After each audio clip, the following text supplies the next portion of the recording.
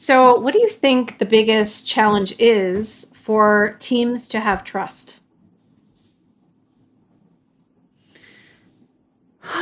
Well, that's a good question. And to be honest, I think one of our biggest problems, and we all suffer from this, is that as human beings, we've gone through a school system that's very individually focused. So we've all been brought up to be really good at school, get a good result.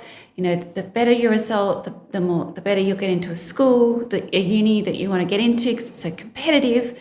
So we learn about this competitiveness and to beat everyone and to really focus on our skills. So when we do get our first job, and we're trying to be the best, and then we have to work in a team, we don't realize that we need to work with others to get the best results. We think it's all about ourselves, and so we actually need a leader that's very clear on the expectations and how we need to work with our teammates. But very few leaders I find make that clear.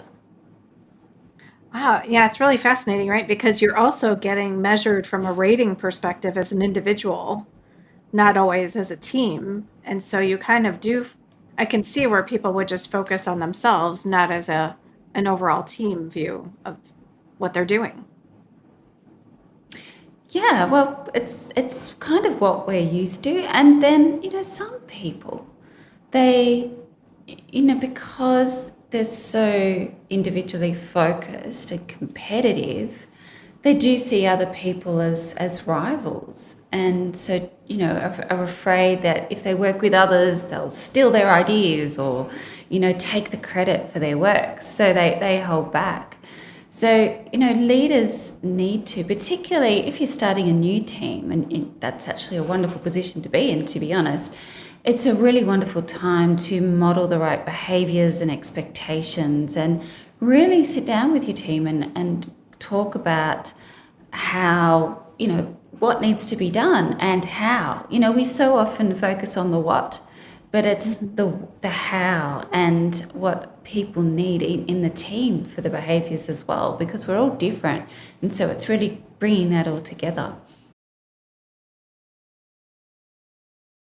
So, who do you work with primarily? Are you working with individuals, teams, companies? Who are your ideal clients that you work on with trust?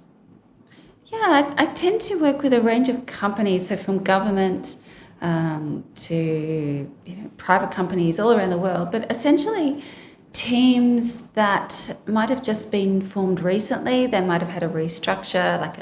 I do a lot of work with leadership teams, and the company is going through that cultural transformation. So there are new strategic initiatives, new organisational cultural initiatives, and there's quite a lot of complexity because the business might not have been doing very well because of previous toxic leadership.